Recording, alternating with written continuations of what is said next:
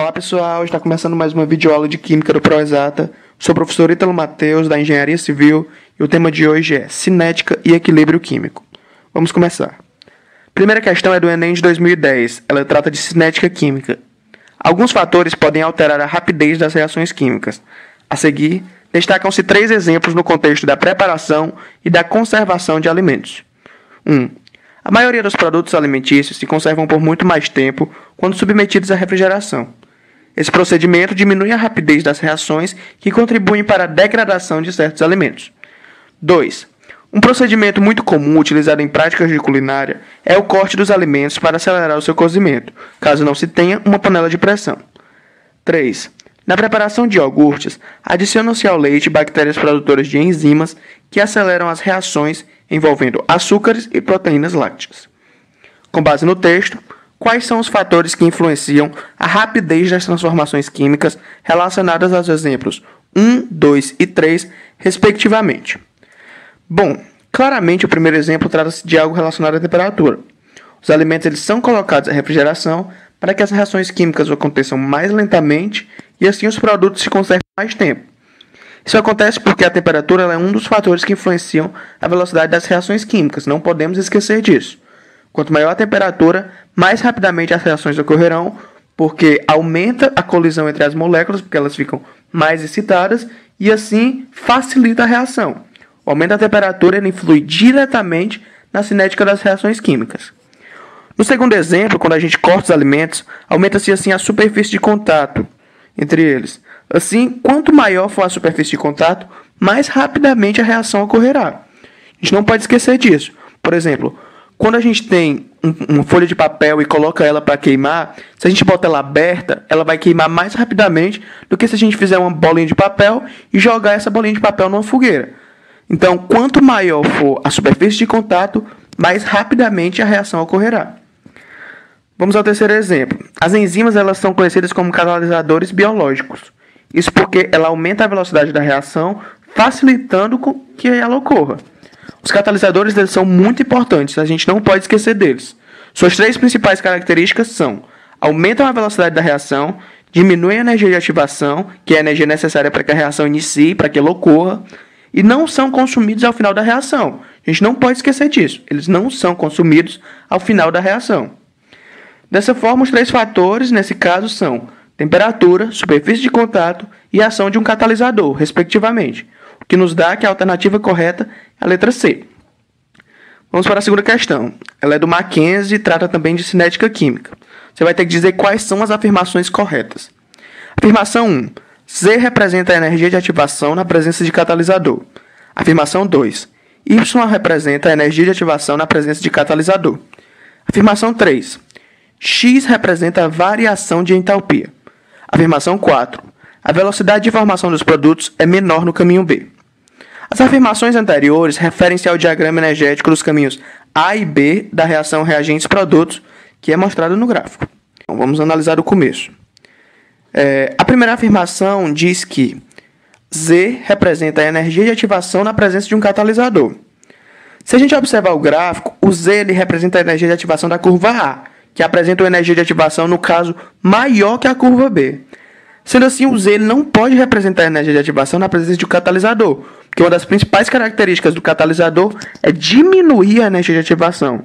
Se o Z é maior que o Y, no caso, que é a energia de ativação da curva B, e ambas as curvas elas representam a mesma reação, então o Z não pode ser aquele que está na presença de um catalisador.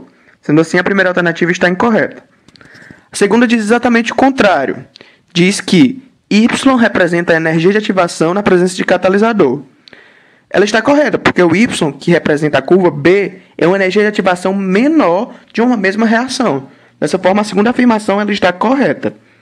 Terceira afirmação. X representa a variação de entalpia. Para a gente relembrar a termoquímica, a variação de entalpia ela é a variação da entalpia final, que é a energia dos produtos, menos a entalpia inicial, que é a energia dos reagentes. E X representa exatamente isso, a variação entre os produtos e os reagentes no que diz respeito à energia, que é o que mostra no gráfico. Sendo assim, a terceira afirmação também está correta. A quarta diz que a velocidade de formação dos produtos é menor no caminho B. Se a gente observar, a velocidade de formação dos produtos é maior no caminho B, porque nele está a presença de catalisador. E uma das características do catalisador, além de diminuir a energia de ativação, é aumentar a velocidade da reação. Dessa forma, essa quarta afirmação está incorreta, porque a velocidade de formação dos produtos é maior no caminho B e menor no caminho A. Sendo assim, as afirmações corretas são 2 e 3, o que nos deixa que a alternativa correta é a alternativa B. Vamos para a terceira questão, ela é da FUVEST, também trata de cinética química, é uma questão modificada. A vitamina C é muito utilizada como aditivo de alimentos processados. Sua propriedade antioxidante se deve à capacidade de ser oxidada pelo oxigênio do ar, protegendo da oxidação outras substâncias presentes nos alimentos. Um certo alimento processado, inicialmente embalado a vácuo, é aberto e armazenado sob duas condições diferentes. 1. Em refrigerador a 4 graus Celsius. 2. Em armário fechado a temperatura ambiente, 25 graus Celsius. O gráfico ao lado mostra como varia o teor de vitamina C com o tempo para cada uma dessas condições. Sobre isso, é correto afirmar que... Vamos analisar as alternativas. A alternativa A diz que o teor de vitamina C diminui mais rapidamente na situação 1 do que na situação 2. Se a gente analisar o gráfico, ele nos mostra exatamente o contrário. Na situação 1 a 4 graus Celsius, o teor de vitamina C ele diminui mais lentamente. Ele passa mais tempo para se dissolver. Isso acontece porque quando a gente diminui a temperatura, a reação de oxidação da vitamina C é mais lenta, é mais gradual. Por isso ela diminui mais lentamente. A alternativa B diz que, na condição 2, a temperatura maior diminui a frequência de colisões entre as moléculas de vitamina C e o oxigênio do ar, o que faz diminuir a velocidade da reação entre essas substâncias. Com o aumento da temperatura, a frequência de colisão entre as moléculas ela tende a aumentar e não diminuir, porque elas estão mais frenéticas, mais excitadas. Isso faz com que a velocidade da reação entre tais substâncias aumente. Por isso é que a gente pode ver que a 25 graus Celsius o teor de vitamina C ele cai mais rapidamente. Sendo assim, essa alternativa ela está incorreta também, a alternativa B.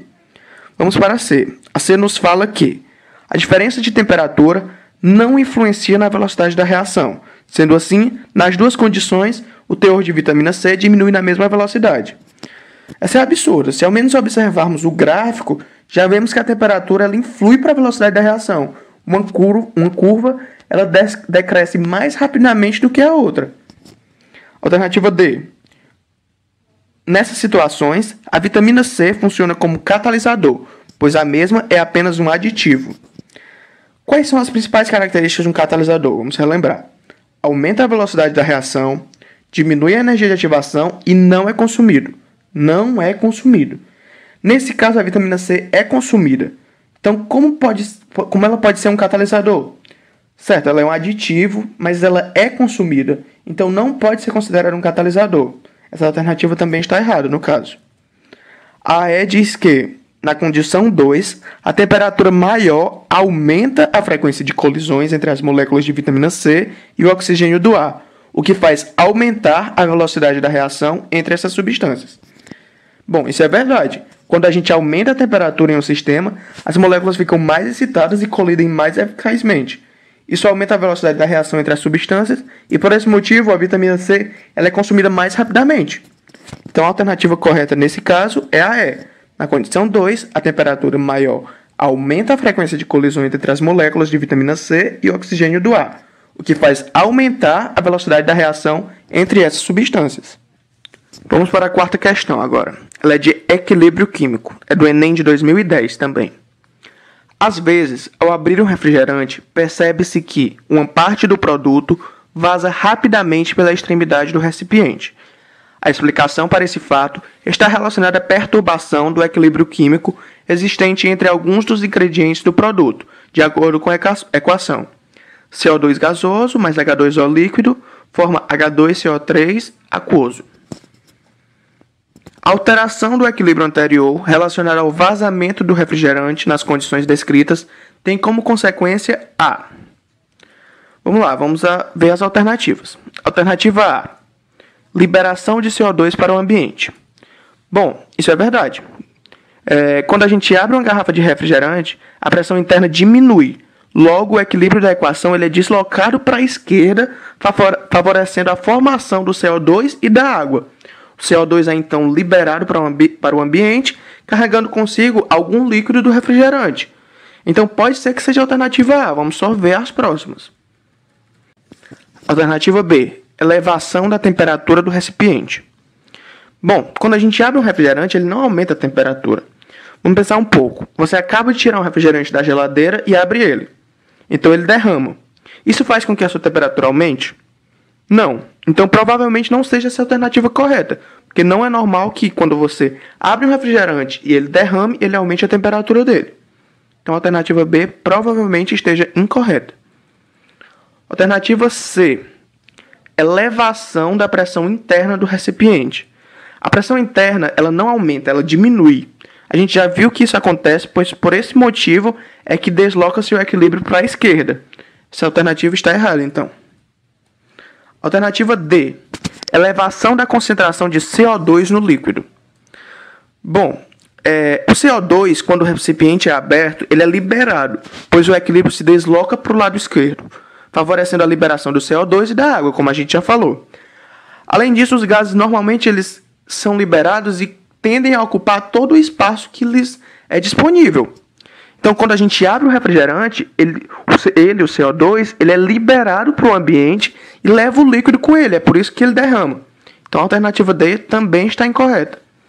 E a afirmação é formação de uma quantidade significativa de água. Bom, não há essa formação de uma quantidade significativa de água. A gente percebe isso porque quando a gente abre o refrigerante e ele derrama, ele não fica com gosto aguado. Se ele ficasse é porque produziu uma grande quantidade de água, mas ele não fica. Então não há uma produção significativa de água, ou seja, em grande quantidade. Sendo assim, a alternativa E também está incorreta. Então a gente fica com a alternativa A como a correta, liberação de CO2 para o ambiente. Quinta questão, essa do Enem de 2011, também de equilíbrio químico. Os refrigerantes, mais uma de refrigerante. Os refrigerantes têm se tornado cada vez mais o alvo de políticas públicas de saúde. Os de cola apresentam ácido fosfórico, substância prejudicial à fixação de cálcio, o mineral que é o principal componente da matriz dos dentes.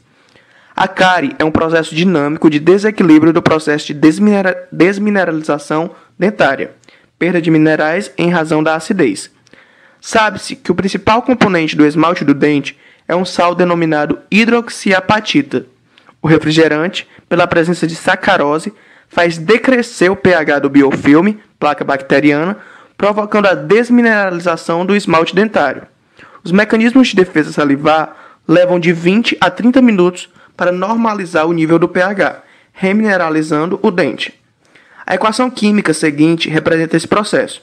A gente tem uma equação química aqui que mostra que Ca5PO43OH, que é a hidroxiapatita, se transforma em 5Ca2+, cálcio 2+, mais 3PO4 3-, mais OH-. Considerando que uma pessoa consuma refrigerantes diariamente, poderá ocorrer um processo de desmineralização dentária, devido ao aumento da concentração de... Vamos analisar, alternativa por alternativa. Bom, alternativa A, OH-, que reage com o íon Ca2+, deslocando o equilíbrio para a direita. B, H+, que reage com as hidroxilas OH-, deslocando o equilíbrio para a direita. C, OH-, que reage com o íon Ca2+, deslocando o equilíbrio para a direita. Para a esquerda, perdão. D, H+, que reage com as hidroxilas OH-, deslocando o equilíbrio para a esquerda. E, Ca2+, que reage com as hidroxilas OH-, deslocando o equilíbrio para a esquerda. Bom, quando nós ingerimos um refrigerante, ocorre a diminuição do pH do biofilme, pois o meio ele fica mais ácido, favorecendo o aumento da concentração dos íons H+.